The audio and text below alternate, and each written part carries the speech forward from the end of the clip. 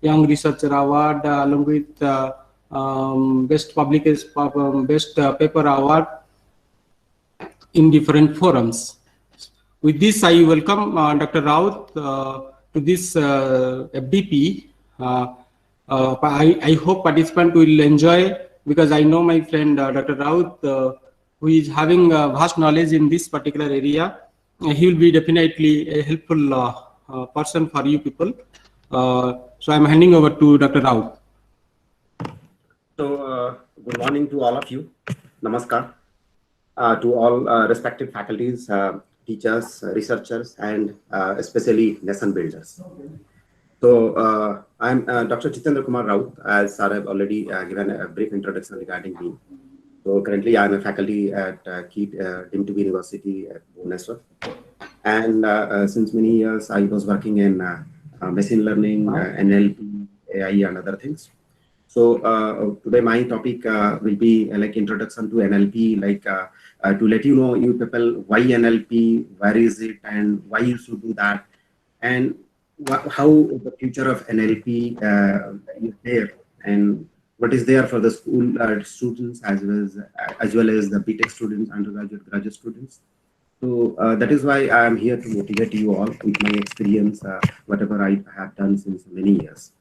So let me say my PPT and then we'll continue. Hello, Bunil sir. Sir, tell me. Hello. Yeah. So is it audible and my PPT is visible? Yes, yes. You make it full screen. Yes, sir. Yes. Yes, sir. Yes, Yes, sir. You make it full screen, sir. Yes, yes, sir. Just a minute.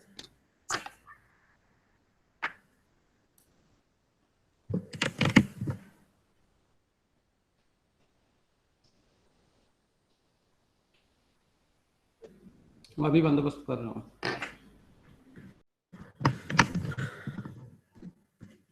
So we'll start with introduction to NLP. Like NLP stands for Natural Language Processing, and it's a part of AI itself. So prior to start of the NLP, like we'll discuss what is NLP and whether we in our daily life are encountering in NLP in any form, somewhere, and maybe every day at every time. So let's start with that. What is NLP and why is NLP? What is the problems with NLP? Where is the future? And what are the basic components? We'll not go technically much details into that, but still we'll cover every aspect of the NLP. So prior to starting with this one, just let me ask you one question: why NLP and where it is? So the thing is, why NLP? Because in everyday life, whenever we start now. Yes. Yes, sir. Dr. Raut, sorry to interrupt you. Can you make it full screen? Sir, it is already full screen, I think.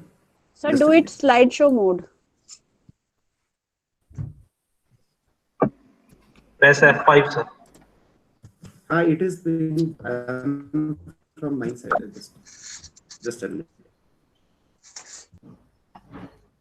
So what we are discussing here is why NLP and where it is actually. So the thing is, NLP is everywhere, like even if we don't realize it. So in every day-to-day life, we are encountering with NLP in some form or some other form. Like before understanding what is NLP and how we are encountering it on a daily basis. So let's see some examples like applications of NLP in the real life. So let's see here. Like most of we are acquainted with this kind of thing. Like suppose this is search, autocorrect, and autocomplete option. So whenever we search in Google, whether through text or through voice, like some of the times whenever we type some of the things with typos or type mistakes are there, errors are there, then Google itself suggests you the correct version one, and apart from not suggesting, it also shows you what probably you are going to search. So just day before yesterday I have searched this one. So some of the spelling errors are there. Google is suggesting like what are the probable things that I am searching for. So apart from this one, autocorrect and autocomplete. So you all have encountered one more thing, like while suppose you are composing mail, and sometimes you forget to keep some attachments, or you need to write the subject in the email. So what it is doing is it will suggest you like it is without attachment or no, subject is missing. Then it will remind you like you have to correct it. Apart from that, spell checking is also there, but that is one of the most common NLP applications. So this way, like you people are acquainted with NLP. So apart from that, there is another option is there in Google, like language translator. So earlier it is very difficult to translate one language to other language. So that is very difficult. Why? Especially because of the companies, like they used to sell the products, and most of the time their manuals have to be in different languages, maybe all the languages in the world. So manually converting those things, maybe it is a 10-page document or 20-page document or 30-page document, and if you try to manually convert each and every language, it will take years and years, and a lot of investment is required. So to make it easier, like what Google has started a project like many years later, machine translation. So nowadays it is up to the mark, and most of the languages you can translate easily. So here is an example, like using Google Translator, I have done it. Like I have written English, I like Spain, and the corresponding Spanish version is this one. So here also NLP along with the machine learning is working in the background. So this is what we encounter in everyday life also. So the same thing, yeah. So in Japanese, I can transfer. I like Japan, so the corresponding Japanese version is there. So this is known as a language. This is a language translator, and it is an application of NLP. So it is known as machine translation. Then apart from this one, another application of NLP that we used to encounter is chatbots. So specifically nowadays, companies, whenever you have issue with any that you have, so you used to raise a complaint. Most of the time earlier, what used to happen is we used to make a call to the toll-free number or whatever the customer care numbers are there. But if that company is a very big company and it's an international company and so many customers and users are there, it is not easy to get a slot there. You have to be in queue for a long time. Maybe we have to wait for days to get a slot and to chat with the customer care representatives. But what solution nowadays the companies are doing is use of chatbots. So using chatbots, what they are doing, even if the customer service person is not there, you can chat with the chatbot. So you can give your problems, it can solve most of the problems. If the problem cannot be handled at chatbots, then it will be forwarded further. But anyhow, it reduces the time and cost, like especially a customer point of view. You don't have to wait long for getting your queries solved, or you will be assigned with some engineers to solve some of the gadgets that you have. So here is an example. Just 2 days before, I do have problem with my refrigerator and Samsung refrigerator. I have tried to contact them in the late night. At that time, most of the time, specific to any reason, if a customer representative will not be there. So at that time, you'll get AI assistants or chatbots, and you have to give your questions. Like here, suppose I have mentioned like no cooling is in the refrigerator. Then it asks me what is the type of the product and all other things. Once that asks me, then it proceeds further. It may not be up to the mark till date, but still it is solving most of our purpose. Then the next one will be targeted advertising. The other name will be recommender system. Maybe some of you heard about this recommender system. It is called target advertising. Like in Amazon or Flipkart, most of the time we used to search for a particular product, especially in Amazon. Whenever you will search for a particular product, and the next moment, within 30 seconds or within 10-15 seconds, what it is going to show you is, like if you'll buy one particular product, it will show that some related product that other people have bought. And it will not show irrelevant things. It will see what are the things that you are right there. Like you are going to search there, it will going to search you those kind of things. That means what it is doing is it is taking the keywords what you are writing, and it is matching it with whatever the things are there in the database, and related products are popped up near right side or below that. So that is called targeted advertising. So in the background here also NLP is working. So apart from this one, like hiring and recruitment for any company is now is a tedious job. Why? Because most of the time, for a single post, thousands of CVs are coming. So companies, even if the companies are, whether it is a multinational companies or any local companies, they used to face a lot of difficulties for filtering the CVs. Maybe thousands of CVs are there, lakhs of CVs are there. And different positions, like suppose a particular organization, they used to give recruitment notice for different positions, maybe 10 or 15 positions. So for each positions, maybe 20,000 or 30,000 CV will come. Then it's not easy, like manually to filter out and sort it out on basis of the position, like which one will be the best. So for that, what thing is, so that the process is being automated using NLP. So how it is being automated, like one thing is resume scoring using NLP or resume profiling is an NLP. So what NLP does in background is, it will take the keywords that is present in the CV, and depending on the different keywords and the qualifications, name, positions, locations, all those things, it will take out and it will sort it out the CVs.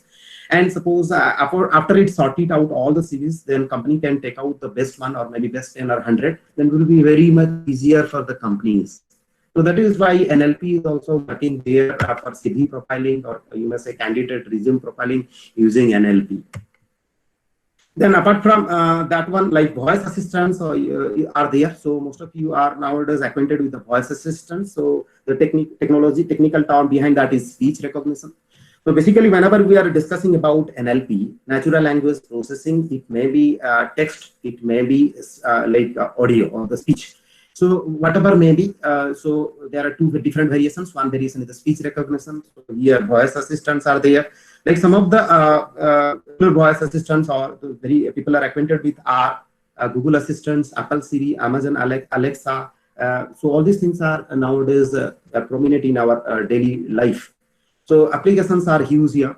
So what it does is, whatever voice somebody used to say something or command, it will take it out and it will process. So you may say it may not process all the things, all the commands that you are going to give, but in future, definitely, like with improvement of AI and machine learning and deep learning, it is going to perform a lot of things.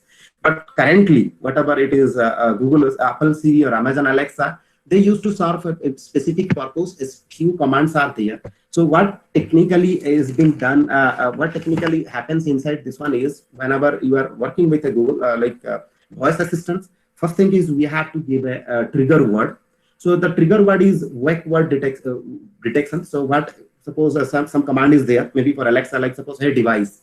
Whenever you will say hey device, so once the device detects that word hey device or that command, so it will wake up. So once it is wake up, then what you have to do is, whatever the words or sentences you are going to say after that command or trigger word, so that will be recognized. That is called speech recognition phase. Once that is being recognized, like suppose after the command you will say, hey, tell me a joke. So what it will do it, like it will take out that one, tell me a joke, and based on that, it will try to filter out, match the commands what is being stored there, and it will execute. So this is how voice assistance and speech recognition is working, and NLP is also Dr. Raut, taking its sorry to prominent interrupt role again. here. Yes. Can you send me your Sir. slides so that I'll do it, because your slide is not going after this slide. Okay. Yeah, So sir, let me it's send not it. moving, actually changing. It is not transiting Okay, from let me one send slide it to to you. another. So just a minute. Yeah. Sir, just a minute, sir. Now is it visible? Yes, sir. Is it visible? Yes, sir. Yes, Visible now? Yes, Full sir. screen? Okay. Okay. Sorry for the interruption. So we'll continue. So what we are discussing up to last is like voice assistant. Yes. So Yes. what about the voice assistant? As I have told that voice assistants are an application of NLP. So as NLP is being divided into text and speech, so it comes under a speech category, speech recognition. So voice assistants, some familiar voice assistants are Apple Siri, Google Assistant, Amazon Alexa, etc. So basically what happens here, the voice assistants cannot do or perform all of your commands. They cannot obey all of your commands. There are specific commands are there. So few basic steps are there, like in any voice assistant. So the first one is the trigger word, or you may say wake word detection. So whenever a particular word is being told and that word is being detected by the voice assistants, then it will start responding. Then after that trigger word, Then the next of the sentences, what or command you are going to give, that will be that is the speech recognition phase. That audio will be converted into a text and it will detect like what you are saying, what is your command. So based on the command, then it will find out, it will go for another step that is called intent recognition. So intent recognition means like some of the things will be there. Not all the commands are going to be executed. Like suppose jokes, time, music, call, and like suppose alarm setup. So you find out great activity, then it will proceed further. Then finally it will execute your job, whatever may be. Like suppose you will say, hey Alexa. So once you will say, hey device or hey Alexa, it is going to wake up. After that you will say that tell me a joke.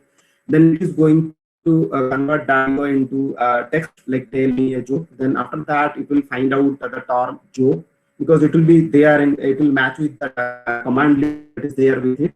Once it is matched with that one, like joke is there, then it will execute that.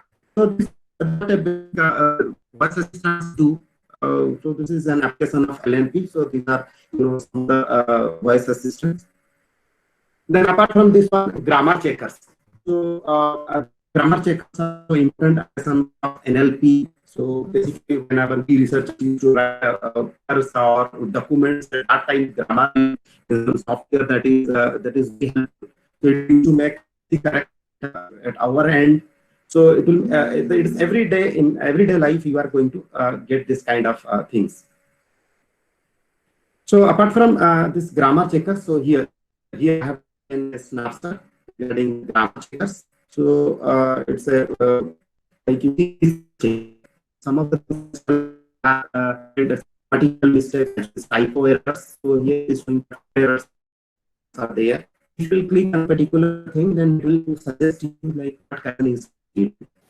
Excuse me, sir. Sorry, your voice is not clear. Your voice is breaking, sir.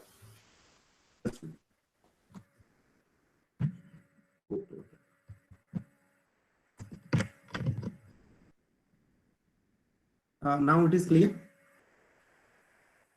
Yes. Hello. Yes, sir. Yes. Okay. So this is about the grammar checkers. Like it will suggest as well as it will correct the grammars like at our end. So there is another application of NLP is email filtering. So in case of Gmail, you see whenever mails will arrive at that moment, it is being divided into like 3 categories. Sections are there: primary, social, and promotions. So based on its type, mail type, it will be either be in the primary section or it will be in the social or promotion section. Earlier, it is not there. Like a lot of mail used to come, including the promotional mails or advertisements. So it is very difficult to find out like which one is useful. But Gmail has done from its own side. Google has done it. It will divide on the basis of application like text classification. It will classify into different categories. Then another one application of NLP is automatic summarization. Like one specific thing is text summarization.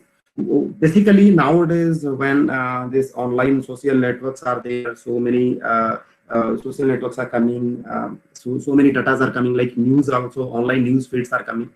So if somebody wants to summarize, like suppose I'm focusing on a particular news and I want to get a summarization. There are 1,000 resources will be there, blogs, news, all those things are there, but I want to get a summary, like what is happening in summary. So for that, NLP along with machine learning will help you out to get automatic summarization. Then one major application of NLP nowadays is sentiment analysis. So sentiment analysis, the other names are also there. Like it is also known as opinion mining. So sentiment means like whenever we'll say something or we'll write something, so some of the sentiment or opinion will be attached with that. So basically this sentiment is being divided into 3 types: positive, negative, and neutral. Like suppose any that the product is very good, so that means I'm saying something good about that product, and here my sentiment is positive. Like suppose I will say the product is horrible, so that means I'm saying something negative about the product, and that is a negative sentiment. Sometimes neutral sentiments are there. It does not belongs to any either positive or negative. It will be in between that. So like you have seen nowadays in case of the reviews, like whether it is Amazon reviews and other reviews, some star ratings are there. Maybe sometimes 1 to 5 star rating, sometimes 1 to 10 star rating. So what about the star rating? Like suppose if it is a positive review and there can be weak positive, then can be strongly positive, weak negative and strongly negative kind of things are there. They are being divided into a scale of 1 to 5 or 1 to 10. So from there, like if it is a positive sentiment, maybe it will get 4.5, 5. If it is a negative one, so it may get it's a very negative one, it may get 1. So in between values also come. So sentiment analysis is one of the prominent application of NLP, and this is being used widely by the industries to monitor the sentiment and emotions of the people.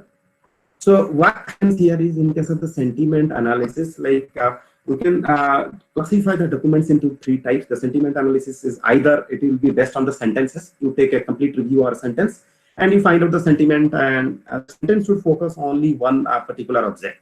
Then it can be over the document. You can take a whole set of document, and from that you find out all the sentiments, positive and negative. Find out the values. Like what we used to do is, we want to map those things to some numbers, like maybe 1 to 5, or maybe minus 1, 0, and +1, -1 for negative sentiment, +1 for positive, and 0 for neutral. And finally, we want to evaluate for the whole document whatever the sentiment words are there. Not all words are sentiment. So sentiment words. So the word carrying sentiment will be like you have to aggregate those things, and finally you have to find out whether it is positive or negative or neutral. So it can be over documents. So another kind of sentiment analysis is aspect based. So here, aspect based, you don't have to focus on sentence or focus on the whole document. Rather, you have to focus on a particular object or entity regarding which you are discussing. And based on that entity, you have to find out the sentiments, whether it is positive or negative. So I have already told you sentiments. So there is an example, sentiment analysis. So what does it mean actually? Aspect means entity. We will have to focus on entity. Like suppose here is an example. Although the service, here is an example. Although service is not that great, I still love this restaurant. So what is here? Here, like both the things are there. So service is not great. That means I am saying something negative about that one.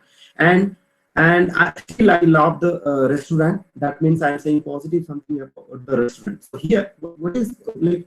We have to like segregate regarding which aspect I am discussing positive and regarding which aspect I am discussing negative. So here, regarding the service, the opinion is negative. The service is an aspect here, and opinion regarding that one is negative. And restaurant, there is another entity or aspect. For that one, it is positive. So it is a fine-grained analysis, like whether the regarding a product or an entity, whether you are saying some positive or some negative things. This is known as entity or aspect level sentiment analysis.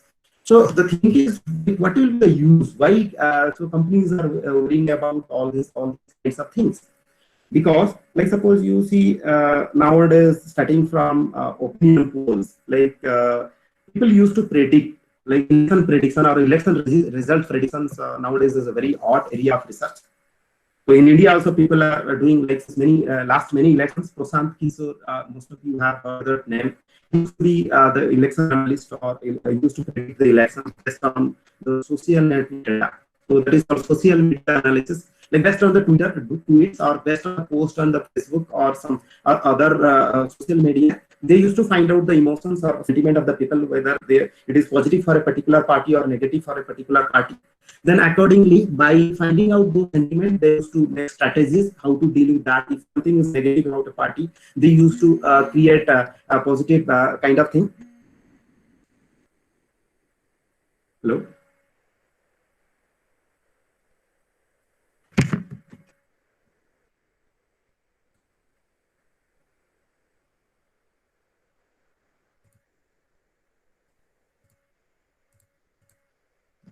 So what we are discussing is like that's why they used to target the opinions, and nowadays, like this, whether any social networks, whether it is Facebook or whether it is Google or whether it is Twitter, they are free.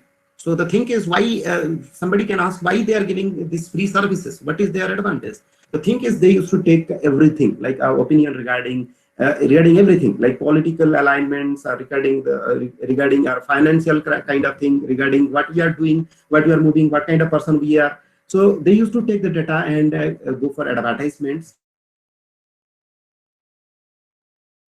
very powerful. So that's why industries are made about, or companies are made about the sentiment analysis. They can pick the sentiment of the people, and accordingly they can do their business.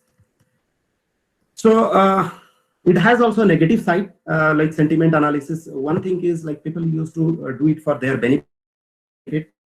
Sometimes some of the companies take disadvantage of this one. Like what they used to do is, like suppose some of the some particular product, many companies are there, the competitive companies are there. So what one company will do to harm or to do its business or to get more profit, give some of the negative things in the social networks.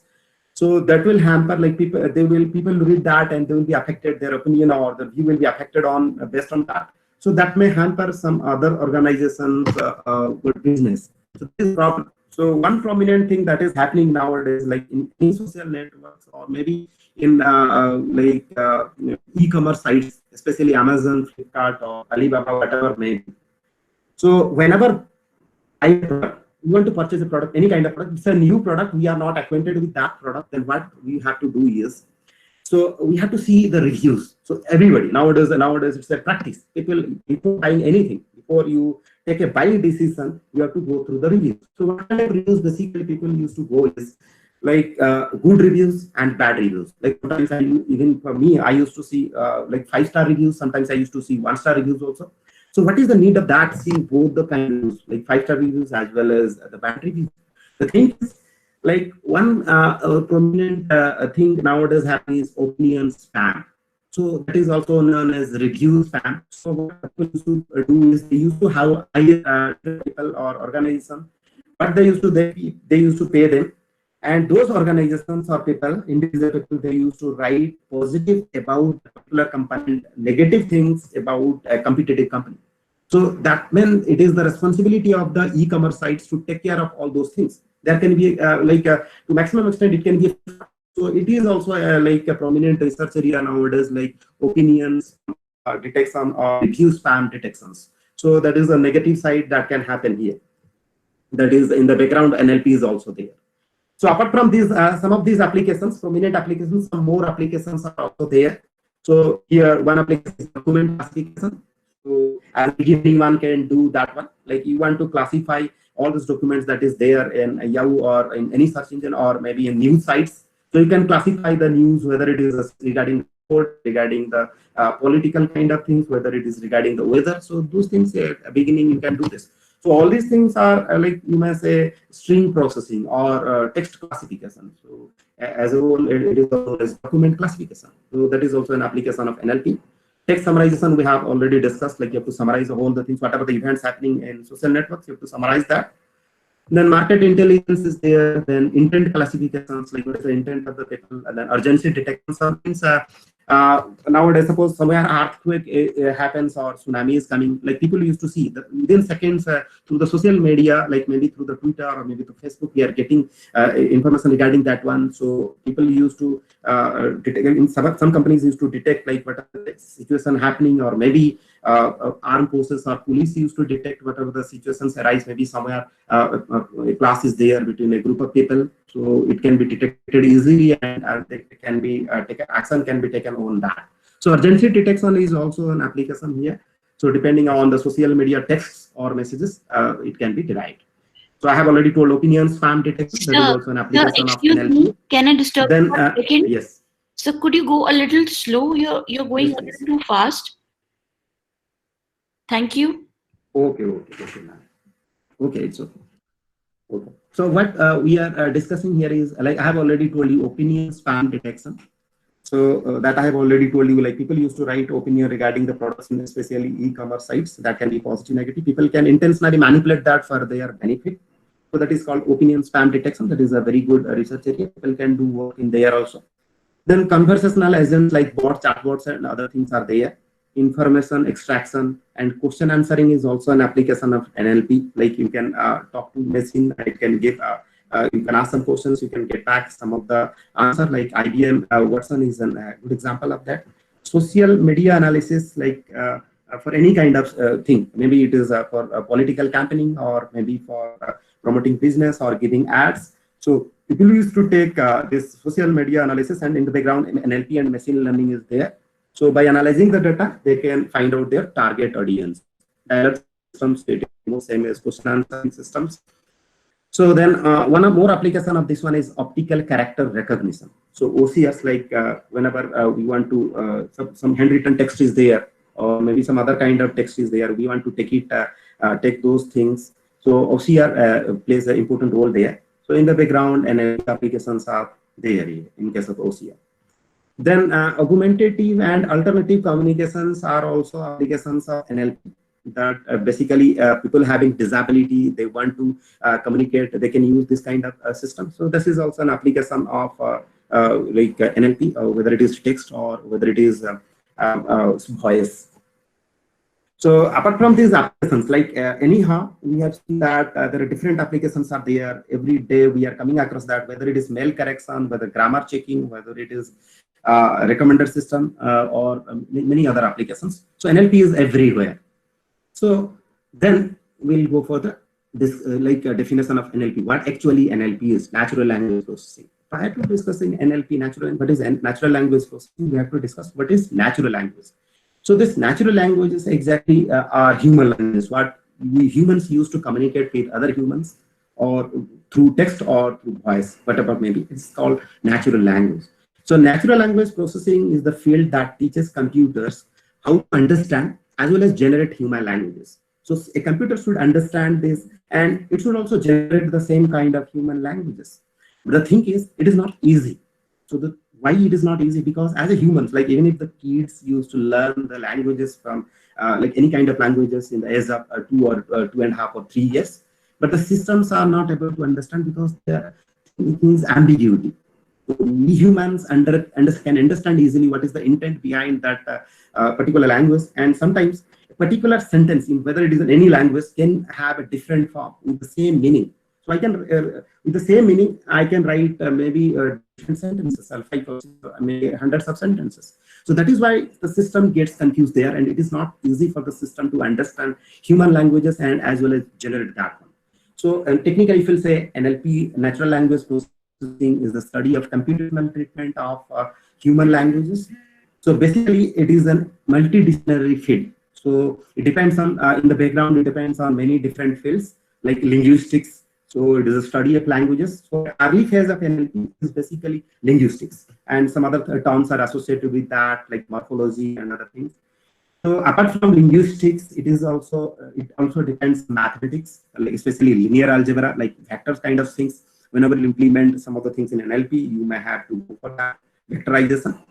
Then statistics, basic statistics and probability is also required. So probability theory is being required in NLP. Why? Because sometimes, suppose we want to predict, like suppose Google, whenever we want to type something, it predicts that what the next word or the next statement you are going to write, how it is doing. So it is predicting. How it is predicting? Based on the past few words. Like suppose I have written 3 words, and Google is suggesting for 3 or 4 more words that what I may write further. How it is happening? So it is based on the probability theory, like depending on the past words, first few words, you can predict what the next word you are going to write. That is why probability and statistics is being needed here. So in the background. Apart from this one, theoretical computer science, a bit of knowledge of theoretical computer science like automata theory and information theory is being required. Then AI, definitely this NLP is a part of AI, or you may say a subset of AI. ML, machine learning, deep learning, and psychology. So all these things are related. But suppose you are going for a particular application. So it may not happen that for a particular application, you may have to go for all these things. So linguistics, mathematics, statistics, theoretical computer science, AI, ML, deep learning, like that. So it depends on applications. It may be you have to take a few subset of these things, even if it is a multidisciplinary one. So the next thing is NLP is powerful. So as we have discussed, it is doing a lot of works for us in everyday life. So what we are doing here is we are combining artificial intelligence. So by giving some artificial intelligence, what it is doing, it is capable of understanding the human languages, and it is also generating, it is also responding, like in case of the voice assistants. So it is because of the AI, then computational linguistics and computer science. So these things are there. So what is there? So finally, we are observing that NLP is very powerful, and maybe its power will increase over time. So here our ultimate goal of NLP should be to help computers understand the language like what humans used to do. So this I've already discussed. Then the next question is why NLP is difficult. So why natural language processing is difficult? Difficult is not for the humans, it is difficult for machines. Only machines do not understand natural language easily, and why it is not able to generate that we humans can generate. So the thing is, as I have told, like there are many varieties of languages are there. In grammars are there, syntaxes are there, and synonyms are there for a particular word. Different synonyms, maybe sometimes 50 or 100 synonyms will be there. So it is not easy for the machine to decide what is the exact meaning or intent behind that particular sentence or word. That is why it is difficult for the machine, even if it is easy for the even a 2-3-year child. Another thing is it's not about text. It's sometimes about the speech. It's about the gesture. It's about the sign languages. All those things are there. So they have different patterns. So it's not easy for the system to understand and generate all those things. So other thing is there is an infinite number of different ways to arrange words in a sentence. So you can sentence the words in many different ways. So all those different ways systems should learn. So that is why you have to develop algorithms so that the system can go through those algorithms and can do that. That is not an easy task. So because of so many ambiguity in different languages, so NLP is not easy for the machine. So machine is not able to understand the human languages. So let's proceed further. So regarding the languages, good human languages, so basically we focus on syntactic and semantic analysis. So syntactic analysis is regarding the syntax, it is related to grammars or arrangement of the words, and semantic analysis is basically the meaning behind that or intent behind that.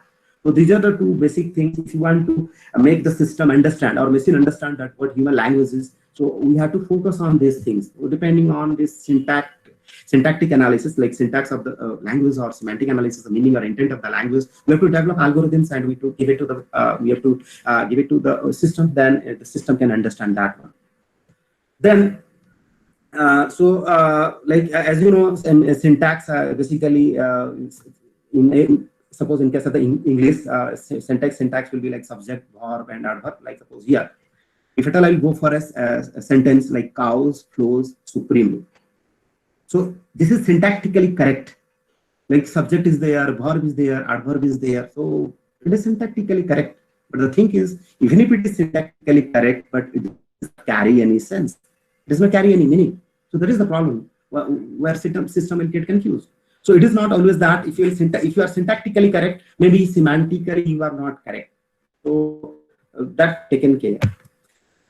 So as I have told you, syntactic analysis, basically in case of the syntax analysis, we used to divide a complete sentence or text into different sentences, and in sentence we have to divide the sentences basically into two parts. One is a noun phrase, another one is a verb phrase.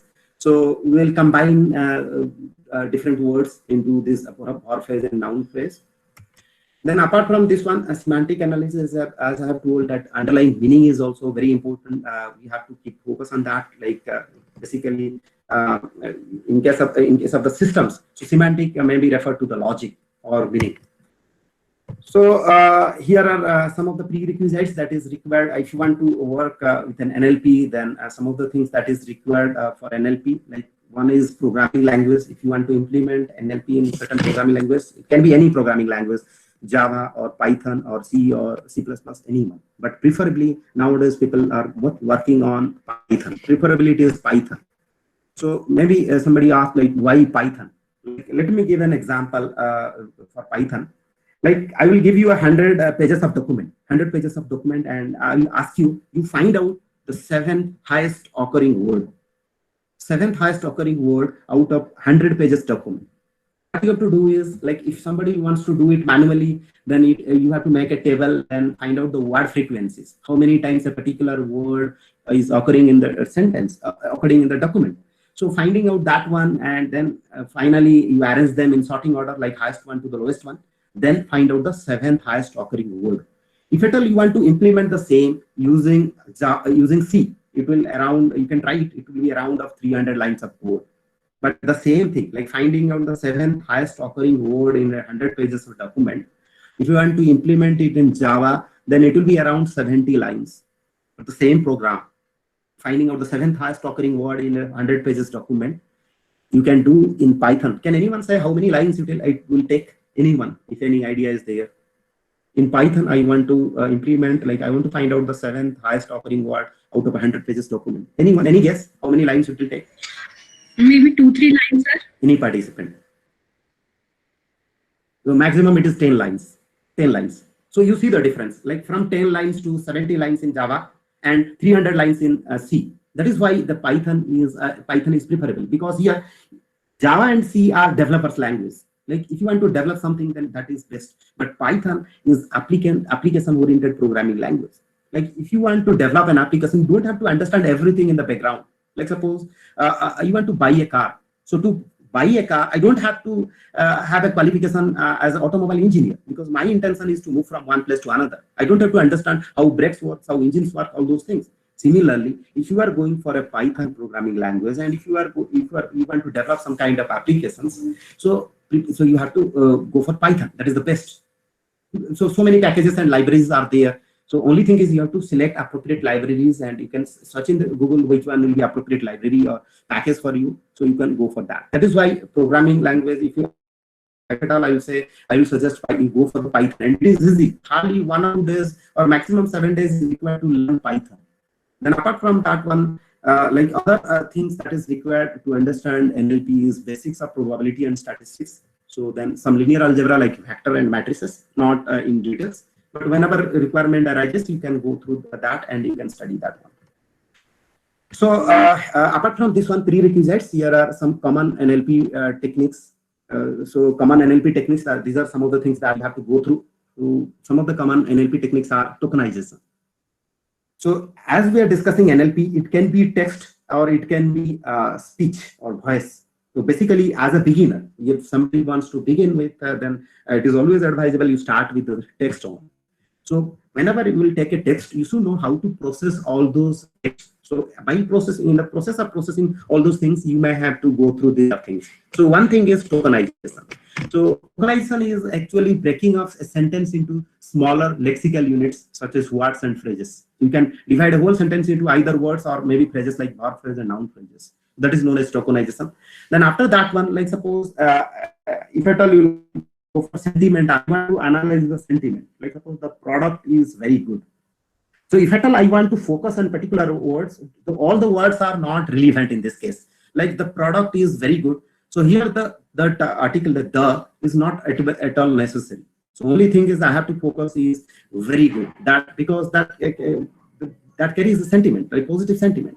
So what you have to do is sometimes, depending on the application, you have to remove some of the words that do not contribute towards the particular thing. Like in case of the sentiment analysis, I don't have to take the words, the articles a, the, and, spaces, and all those things. You don't have to take. So you have to remove those things. So this is known, those things are known as stopping, removal of stopping words. So these are stop word removals. So the words that do not contribute anything, you have to remove that. Most frequent words are articles A and D, and some other things are also there. So apart from stop word removal, some other things is there, like stemming.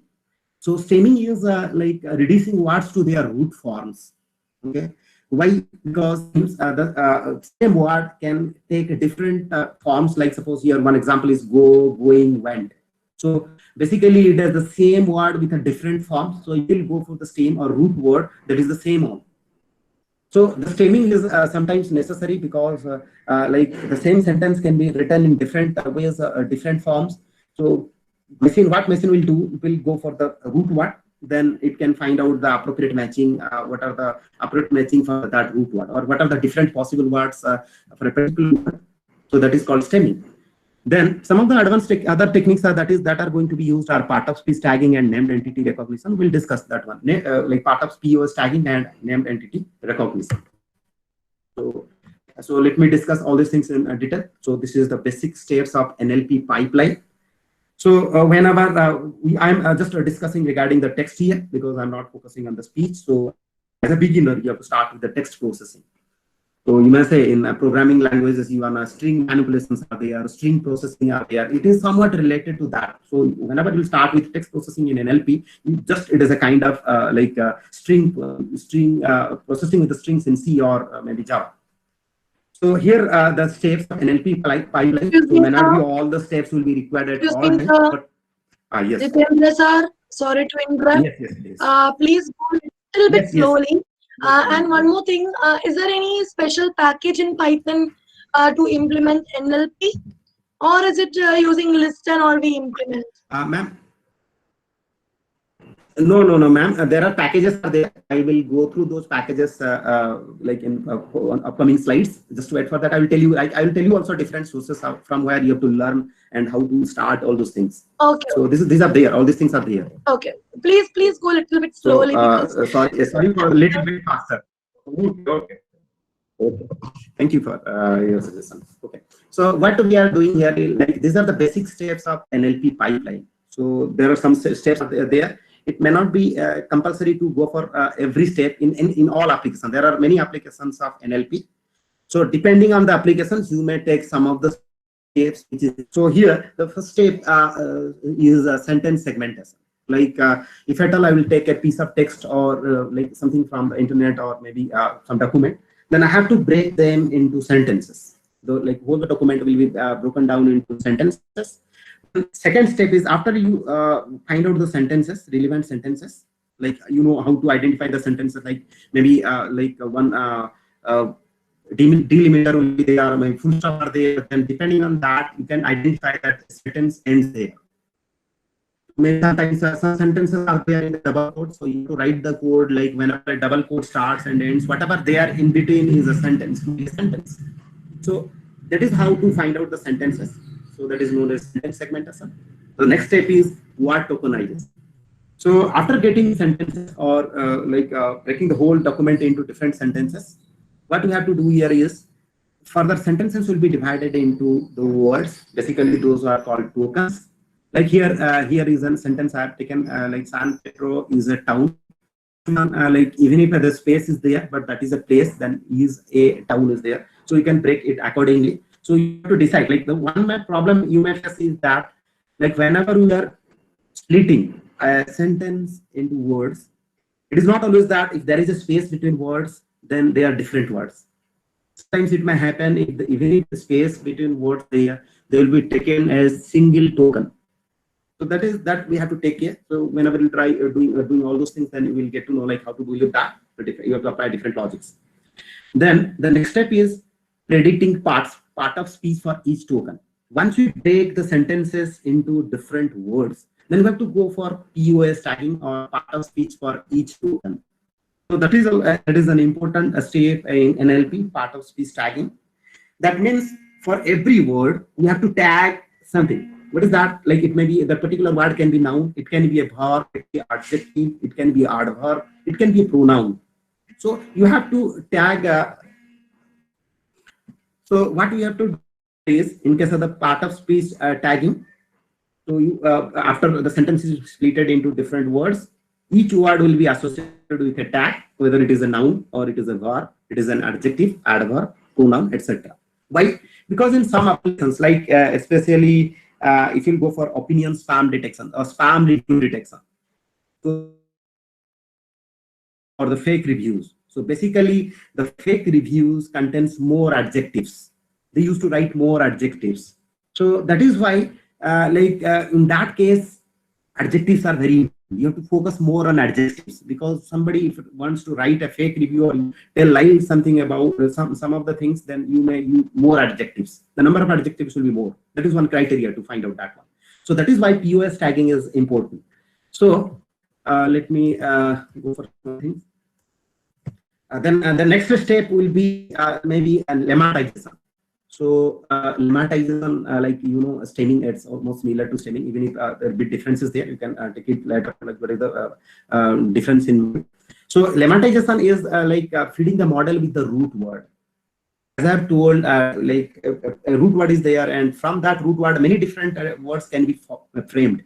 Like here is an example, 2 sentences are there. So there is a buffalo grazing in the field, and there are buffaloes grazing in the field. So here both and buffaloes mean the same because they are being derived from the same word. So whenever, like in a text or in a sentence or different sentences, you are getting the same word with different forms. So you have to find out the root word. So that is known as lemmatization. Then the next thing is identifying the stop words. As I have told earlier, like stop words, those words, they are not going to contribute for your analysis. So especially in NLP. So you have to remove those kind of words, like especially in English language, like a and the, etc. are used very frequently. And they don't, even in sentiment analysis, I have told you that they don't contribute anything towards the sentiment. So thing is, if they are not contributing finding out the sentiment of a particular sentence or word or maybe a document, then you have to remove them. So those are called stop words. So stop word removal is necessary. Then how you can do that? It is like string matching. So you find out a list of stop words, maybe 10, 15, 20. Then in your document, you go for string matching. And whenever there will be a match for a and the or any stop words, you just simply remove that. So after removing that, whatever the document will be left out, you take that for further processing. Then apart from this one, the next one is the dependency parsing.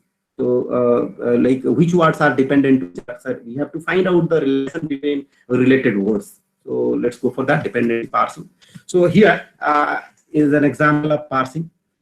Basically, parsing is to resolve a sentence into component parts and describe their syntactic roles. Basically, one sentence can be divided into two things, like one is verb phrase, another one is noun phrase. So parsing refers to the formal analysis of a sentence by a computer into its constituents. Then here is a visual diagram here. Suppose the line is the thief robbed the apartment. What you have to do is, so here in the diagram, you see three different things are being done. The first thing is like you have to go for part of speech tagging. So every word will be tagged with its appropriate type, whether it is noun, verb, or determiner. So at the lower level, you see in the tree representation is there. So at the lower level, like every word is associated with its appropriate type, that speech tagging, like the is the determiner, thief is the noun, robbed is the verb, and again apartment is the noun. So this is the first thing, like part of speech. Apart from part of speech, then you have to find out the phrases, whether it is noun phrase or the verb phrase. So we have to segregate them, segregate different words either into the noun phrase depending on their relation between the words, or into the verb phrase. So once the verb phrase and noun phrase is there, then the sentence can be formed. So this is what a job of here we are doing in parsing is we are finding out the relationship between the different words by segregating into different phrases and tagging them accordingly. So then apart from parsing, then another thing is there, like we have already discussed the stemming, right? Root word finding. So these are duplicate things. Then basic, another some of other steps here in the NLP pipeline is, next step is finding out the phrases, noun phrase and verb phrase, that is there in parsing also. It is a sub part of parsing. Then the next step here will be named entity recognition. Named entity recognition, like suppose in a sentence, one sentence or document will be there. Then you have to find out, like some of the words maybe corresponds to name of a person or name of a place or name of a product, or it may be a date or time related things. So you have to find out. So named identity recognition is related to that only. You have to find out like what is the entity, whether it is a name of a person or a company name or a location or a product, like that. So that is what the job of the named entity recognition is. So we'll go through the, then apart from that, named entity recognition, one more thing is their co-reference resolution. So we'll discuss that one in detail in the forthcoming slide, what is name entity recognition and what is co-reference resolution. So these are the basic steps of NLP pipeline. So let's go for named entity recognition, or NER. So here the named entity recognition concentrates on determining which items in a text, that is named entities, can be located and classified into predefined categories, whether it will be a name or it is an organization or person or place, like that. Like suppose what will be, like if it will take an example here, like see an example, Martin brought 300 shares of SAP in 2016. So this is a sentence. So if at all will go for named entity recognition, what will be the format of the sentence after the processing? NER, named entity recognition. So here, so you see Martin is the name of the person. So here, that is after if you apply named entity recognition, or if you go for the processing here, what will be the output? So Martin will be in the bracket. So the generalized form is it's the name of the person. Bought 300 shares of SAP. So SAP stands for an organism. So here, so SAP will be in the square bracket, and the organization is the entity. Then 2016 is the year. So that is actually time. So this is the job of the named entity recognition. We have to categorize into particular type. Then apart from this one, then relationship extraction is required, like which that means, like suppose in a particular sentence you want to find out who is married to whom, or which a person works for which company, like that. So that relationships also you have to extract. That is also part of the named entity recognition. So these are some core technologies already were discussed: language model, part of speech tagging, language modeling, syntactic parsing, named entity recognition. So some more things are there, like word sense disambiguation and semantic role labeling. We'll discuss some of them also. So one important thing is word sense disambiguation.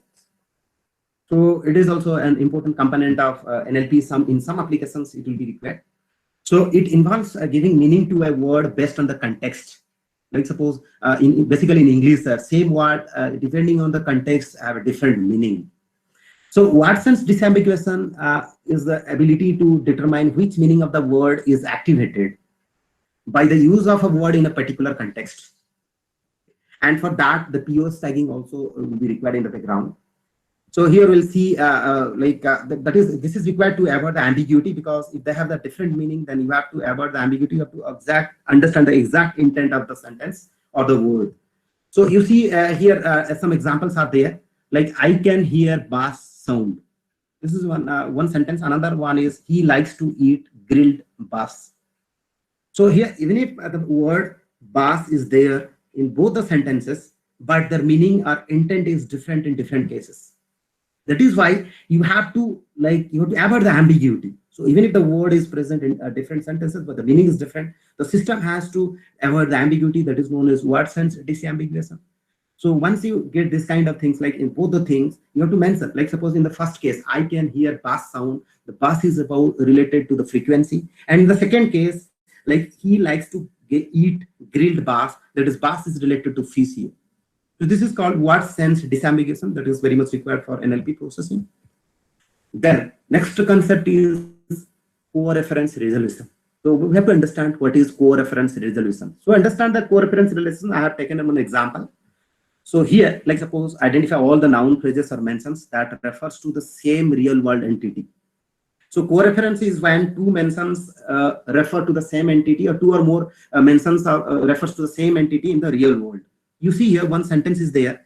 Barack Obama nominated Hillary Rodham Clinton as his Secretary of State on Monday.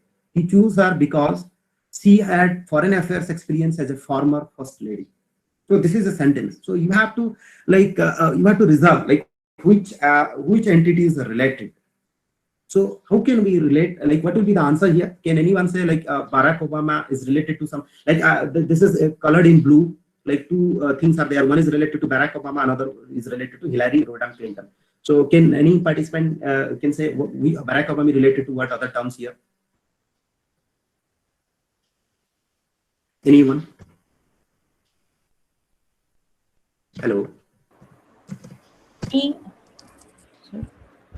Yes.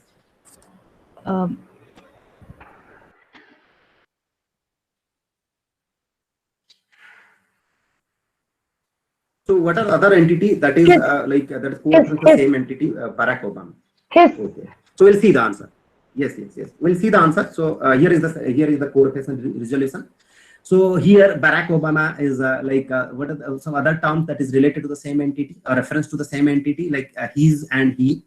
And in the second case, like it has been read like Hillary Rodham Clinton. So Secretary of the States and her, she, and First Lady, all are co-referencing to the same entity like Hillary Rodham Clinton.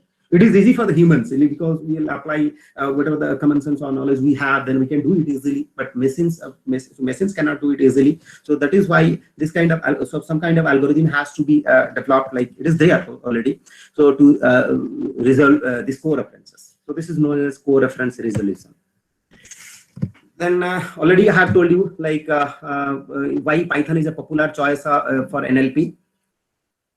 So because it's a very simple, then anyone can get started. You can learn it within 2 days. A lot of libraries are there. Then I have given already an example, like in Python it will take only 10 lines of code, but in the same program if you write in Java it may be 70 lines. If you see, it may be 300 lines. That is why Python is is always preferable for this one, NLP. Then here are somebody asked me earlier, like some ma'am asked me. So the question is that was what are the any different NLP libraries that is most prominently or frequently used for NLP applications? So here are some of the popular Python libraries. Like one is Natural Language Toolkit and NLTK. I have given links also. Here some you can get some tutorial also in NLTK. Then Spacy is there. So it is another kind of Python library. TextBlob is also there. So you can go through those sites and see what they are actually doing, what are their applications are there. Apart from that, scikit-learn is there. So scikit-learn is a site where you can get not only a lot of examples regarding machine learning, how to implement NLP in machine learning. So basically, what happens there in scikit-learn is some of the code examples are there. So you can take those code examples and you can run it directly in any Python interpreter. Then you can get the answer. So these are some of the popular Python libraries. Apart from these, so many libraries, other libraries are also there. Once you start working in Python and NLP, once you start working in Python and NLP, then you can get to know that what are the different libraries are there and which will be suitable for you. It depends. It depends what application you are doing. If you are working on speech, then some different kinds of things may be required. So like some of the things that you can start with in NLP and machine learning is sentiment analysis. You can do that. You can take any maybe in the document level, or maybe sentence level, or maybe like aspect level. So like what people used to do is they used to take the tweets depending on a particular hashtag. So maybe some event is happening now. So maybe some event is happening now, and some event is happening now, and what we have to do is we have to collect the tweet related to that particular hashtag.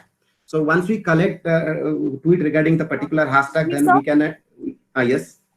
Sir, I have a doubt. Sir, I just wanted Yes. to know that the packages that you just discussed in the previous slide can be used by using pip install and the name of the software with Python? Actually, ma'am, most of the time these libraries are like, if you'll go for Anaconda, okay, already these are already combined with that one. You don't have to individually do that. But if you'll start with the basic Python by installing that one, so then you may have to include these things by writing some of the codes. But if you use Anaconda and some other things are there, then it is not needed. Like it automatically it will be there included in that thing. That is why you can start with Anaconda. Okay, sir. Sir, I have another question, that if I use Colabs, Google Colabs, then Yes. also these libraries are provided inbuilt, or I have to install it separately? Let me say you now. One thing is, like before 10 years, when I have started working in these things, like most of the things are being done manually. But over time, whether it is you Google Colab or you use Anaconda or my Python XY, so many things are nowadays coming. So automatically it will be there. Even if by chance suppose it is not there. Sometimes what we used to do is whenever we are, if it is not a complete version, there may be particular package is missing. So in that case, what you have to do is, if package is missing, it will show an error. Then you just have to use a command and include these packages. Okay. Okay, sir. Thank you so much, sir. Thank you so much. So, what you can do right now is, so we are discussing, like you can collect the tweets like over a particular hashtag. Then you can find out analyze the sentiment, whether it is positive, negative, or like neutral. Then you can detect some fake reviews either from Amazon or Flipkart, like that. You can do that. Some of the blogs are there. You can go through that. You can do that. Yes. Excuse me, sir. Is there any website for this sentiment analysis where we can see, like we give some text and we check? Ma'am, I have mentioned some of the things, even if books and resources and online courses also I have mentioned. So I'll just tell you at that point in time where you will have to start with. A lot of things are available here. Fine. Okay. Then email spam detections, then news classification, document classifications. Then you can write the code for voice assistants. Is very tough code is there. For the voice assistants, it's only few lines of code. You can do that. Many other applications are there. You can do with NLP. If you start with NLP and Python. So these are some of the buzzwords or keywords that you are going to encounter if you will start working in NLP using Python or maybe in using Java. So you have to take care of these things like POS tagging, sentiment analysis, opinion mining, n-grams, that is unigrams and bigrams, the parsing, bag of words, chunking, wordnet, co-reference relocation, named entity recognition, corpus, corpora, word sense disambiguation, tokenization, stop words, stemming, vectorization, lemmatization. So all these things, maybe many more words are there you will encounter. So maybe in some application, in some other application, you may encounter these words. Kindly go through that. So some of the resources like books I have mentioned, like Natural Language Processing with Python by Stephen Bart. So it is from O'Reilly publication. Then even if this second and third books are big, maybe many pages are there, it's a large book. So you may say even, but still for some of the concepts, these are very fundamental books or basic books. If you are facing some issues, you can go through that, like Dan Jurafsky and Martin. So this is a very prominent book people used to use like for NLP, computational linguistics and speech recognition. The PHI publication is there. But I will not suggest you will start with start reading a book. Whenever you start working nowadays in an area, you start in reverse engineering process. Reverse engineering process means you start directly working on that, like go through some blogs or go through some YouTube videos or maybe go through some of the online courses sites. Directly start doing the work. The moment you are going to face some problems or difficulty or some of the concepts you are not getting, then you go to a particular book, then you go do that. But it is not recommended that you always read all books and all those things. Once you will be clear, then you start, then that is not the right way. Okay? That will take a lot of time. So always it is, you have to start with the reverse way. Like you start working and by the process, whatever the concept is needed and search regarding that and do that. That is what the best way to learn and learn for any kind of research area or any kind of thing that nowadays is coming, because technology is growing fast. Every day new techniques and technologies coming. If you run behind one thing, then you will be outdated. Then similarly, another Chris Manning's book, The Foundation of Statistical NLP. Then somebody asked me, what about sentiment analysis and opinion mining? So one book is there. So I can give you the PDF. You will contact me. I do have that one. Like sentiment analysis and opinion mining. So this is synthesis lecture on human language technologies by Bing Liu. So he's one of the prominent researcher. Even if he's not there now. He has a lot of work and publication in this area, and a very good book is there. You can start with that. You can understand what actually happening here in sentiment analysis and opinion mining, as well as its applications. So apart from resources like books, you can there can have some resources, online resources like NPTEL, National Project on Technology Enhanced Learning. This is by government MHRD India only. Most of the courses are being developed by IIT, ISM, IITs, and IITs like that.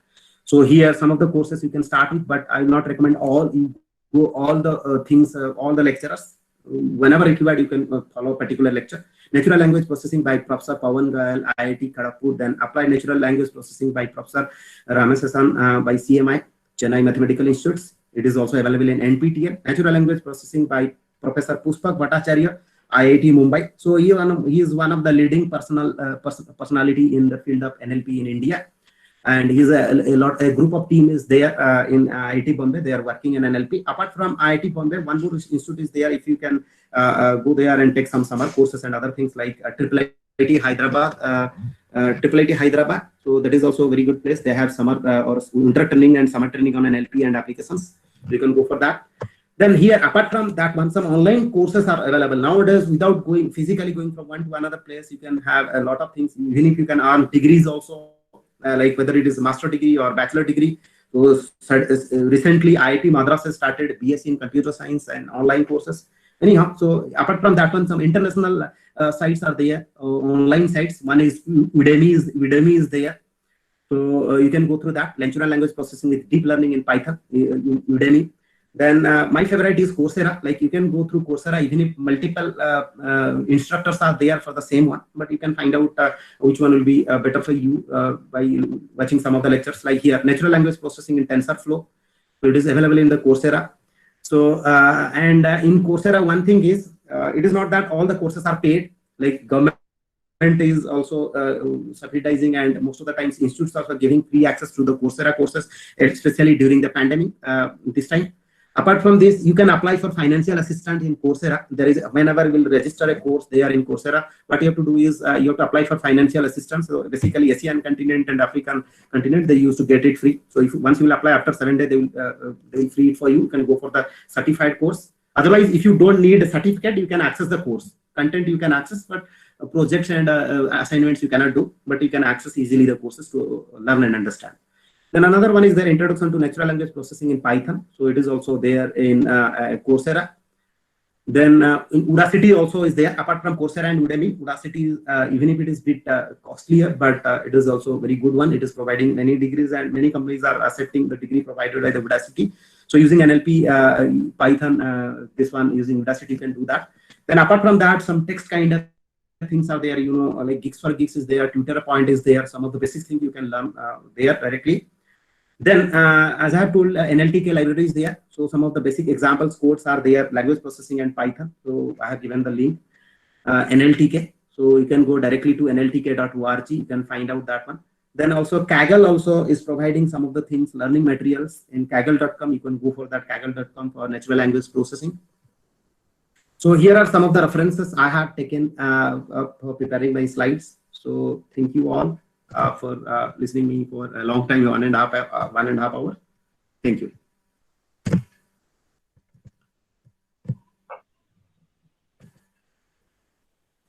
So if any question is there, you can ask, and if possible, I may help you. And you can also at any point of time contact me, because I do have some, like my research area is like fake review detection, like privacy in social networks especially, or maybe opinion mining. So I used to do, I have done it that in PhD, like to find out how to find out the fake reviews from Amazon and some other sites.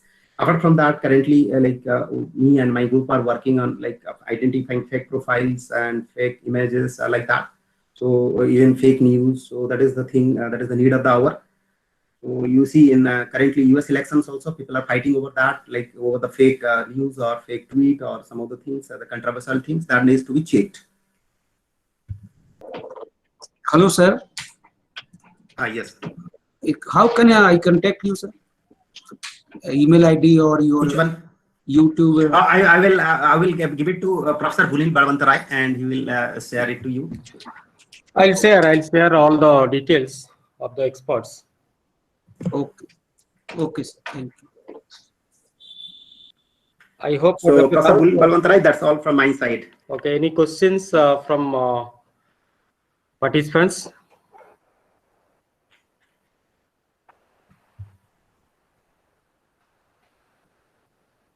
Participants, if you have any queries, you can ask now. Sir, not right now, but okay, you may have later. we'll just work on it. Dr. Raut is very supportive and helpful. You can ask. Sir.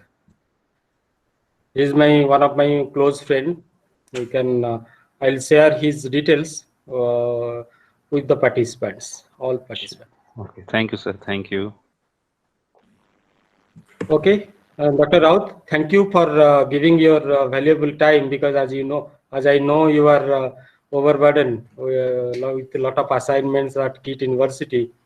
I'll be on behalf of Department of Computer Science of NIT Meghalaya and the total team.